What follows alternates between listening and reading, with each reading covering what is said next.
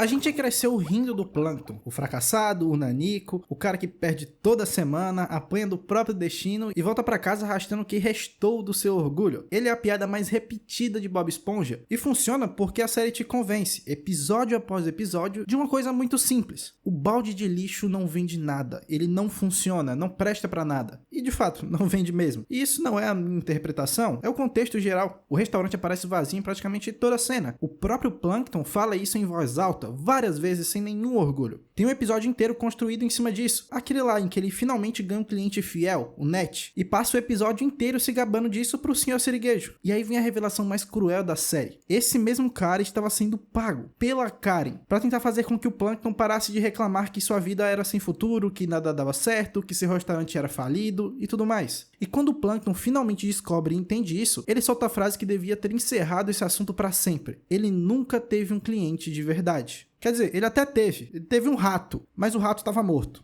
Enfim, né? É isso que ele é. Um fracassado confirmado. Caso encerrado. Não tem muito o que falar aqui. Só que aí você começa a prestar atenção no fundo do cenário e é aqui que eu quebrei tudo. Porque atrás daquele balcão vazio, dentro daquele balde de lixo que nenhum ser vivo frequenta, existe um laboratório. Um laboratório funcionando com energia, bancada, maquinário pesado e toda semana, cara, sai alguma coisa nova de lá. Robôs de combate, braços mecânicos, raios encolhedores, um gás que transforma adultos em bebê, um canhão sônico descrito na própria série como capaz de destruir qualquer material conhecido no universo, uma máquina de extrair fantasma, barris de resíduos tóxicos. E no episódio lá da 11ª temporada, se eu não me engano, dentro do cofre dele, no meio de tudo, aparece barras de combustível nuclear, tratada dentro da série, no contexto lá, como energia nuclear literal, que eletrocuta qualquer ser orgânico que encoste nelas. Barras de combustível nuclear dentro de um restaurante falido, de um cara que não tem dinheiro pra nada. E eu sei o que você tá pensando, isso aqui é um desenho, cara, é piada, obviamente. Todo mundo na fila do biquíni tem alguma coisa absurda em casa. E tem sim, de fato, mas ninguém tem uma linha de produção igual o Plâncton. Esse aqui é o detalhe que muda tudo e eu vou pedir pra você segurar essa informação pelo resto do vídeo. As invenções do Plâncton não somem do fim do episódio, elas vão se acumulando. Existe um episódio em que ele tá desocupando o balde de lixo e a série mostra o acervo dele saindo pela porta. Tudo que a gente comentou, a máquina de extrair fantasma, o console de comando, canhão sônico, barril tóxico, tudo. E já lá dentro do caminhão esperando aquela caixa com as barras de combustível nuclear. Aquilo é um estoque, nós podemos dizer, né? E no instante que você enxerga isso aqui como um estoque, a piada morre. Porque estoque, querendo ou não, tem valor. Estoque tem custo para se produzir, para se manter, para manutenção e tudo mais. E esse custo precisa ser pago de algum jeito, vindo de algum lugar. Então vamos fazer a pergunta que ninguém em 25 anos de série fez em voz alta. Quem financia o Plâncton? Ele não tem clientes, não tem sócio, não aparece pedindo dinheiro para ninguém, não trabalha para ninguém e, diferente da nossa outra cientista daquela cidade, ele não tem nenhum patrocinador, pelo menos conhecido. E isso importa, porque a série mostra que patrocínio existe naquele universo. A Cindy tem. Tem um episódio inteiro sobre isso. Os chimpanzés que financiam a cúpula dela vêm inspecionar o trabalho e, se não gostarem, ela perde a verba e volta pro Texas. A ciência ali, naquele personagem, naquele universo, é paga. Alguém assina um cheque e dá fundos para ela. Mas ninguém nunca veio inspecionar o balde de lixo. Ninguém nunca cobrou resultados do Plâncton. Ninguém nunca cortou a verba. Ninguém nunca perguntou de onde saiu aquele urânio. E foi aí que eu percebi que a gente passou a vida inteira fazendo a pergunta errada. A pergunta nunca foi como aquele restaurante sobrevive. A pergunta é, por que ele ainda finge que tem um restaurante? Eu sei, parece estranho, mas vamos por parte, porque eu quero deixar isso aqui bem amarradinho. Primeiro, o tamanho do buraco aqui, né? Porque falar que invenção é cara é fácil. Eu quero que você sinta o número. Existe um exercício que circula há anos entre os fãs, e ele funciona assim. Em vez de tentar cravar preços de um mundo submarino que usa dólar de brinquedo em muitos momentos, você compara cada tipo de invento com algo equivalente ao mundo real. Deixa eu dar alguns exemplos aqui. Os robôs, aqueles bichos enormes, blindados, com braço hidráulico e sistema de mira, entram na faixa de, sei lá, um carro de luxo, nós podemos encaixar aqui. E ele não faz um a cada década, a cada 1000 anos, não. Ele faz vários por ano. Só isso aqui já coloca o balde de lixo na casa dos centenas de milhares de dólares anuais. Sem falar nas outras geringonças, né? Os raios de bancada, o capacete de controle mental, tudo isso aqui fica na faixa ali de algo em torno de um computador topo de linha, podemos dizer. Alguns milhares cada, né? E ele produz esses equipamentos em série. dele. Fora os itens pessoais, né? Os transportes, as armas pequenas, os aparelhos que ele carrega dentro do bolso, que eu não sei como ele tem bolso, mas né, enfim. Cada um custando algo que seria ali perto de um celular de primeira linha. A gente não consegue falar de valores exatos, mas soma tudo isso. Mesmo sendo conservador, mesmo arredondando para baixo, tirando por menos, você chega em algo perto de $500 milhão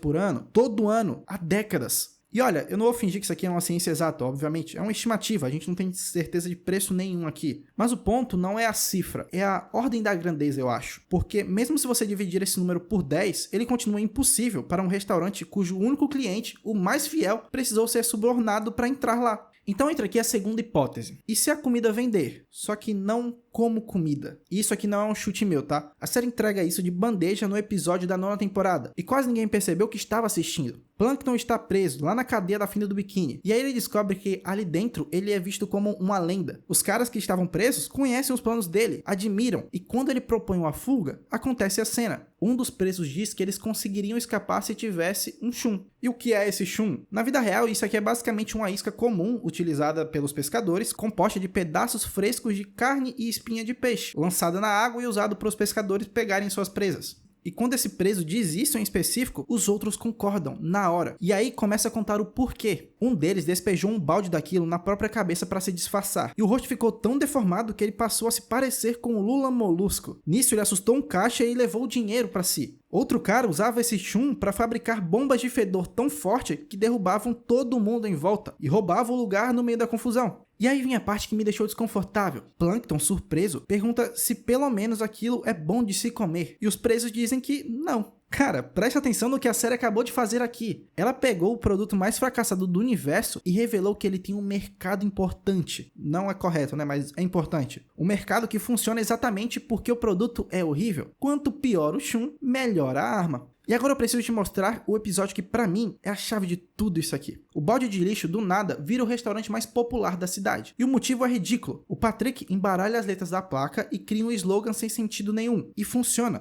absurdamente. A série mostra a montagem do sucesso. Outdoor nas estradas, capa em revista de gastronomia, estacionamento lotado, um time de rock inteiro na fila. Bob Esponja e o Sr. Sirigueijo esperaram 2 horas pra conseguir entrar no balde de lixo. 2 horas de fila. No balde de lixo, cara. E os clientes odeiam a comida. Isso é dito na cara dura na cena. A comida era horrível, mas ele só continuou comendo porque o slogan é grudento demais. Plankton estava faturando tanto nesse momento que instala alto-falantes na caixa registradora, só para o Sr. Sirigueijo ouvir o barulho do dinheiro lá do outro lado da rua, do Siri Cascudo. Ele conseguiu, legitimamente, sem roubar fórmula nenhuma. E aí, claro, obviamente, ele perdeu tudo em 30 segundos, porque ele começa a xingar os próprios clientes de idiotas com o microfone ligado. Mas pensa comigo aqui agora, com calma, tá? O problema nunca foi o produto, nunca foi o mercado, nunca foi a concorrência com o Siri Cascudo. O problema é ele, somente ele. A gente já viu que o balde de lixo é capaz de dar certo. A série provou, na tela, com montagem e tudo. E toda vez que dá certo, o Plankton encontra um jeito de detonar por dentro, acabar com tudo. E isso não é problema econômico, isso aqui é culpa do comportamento dele. Então vamos voltar para aquele número, $500 milhão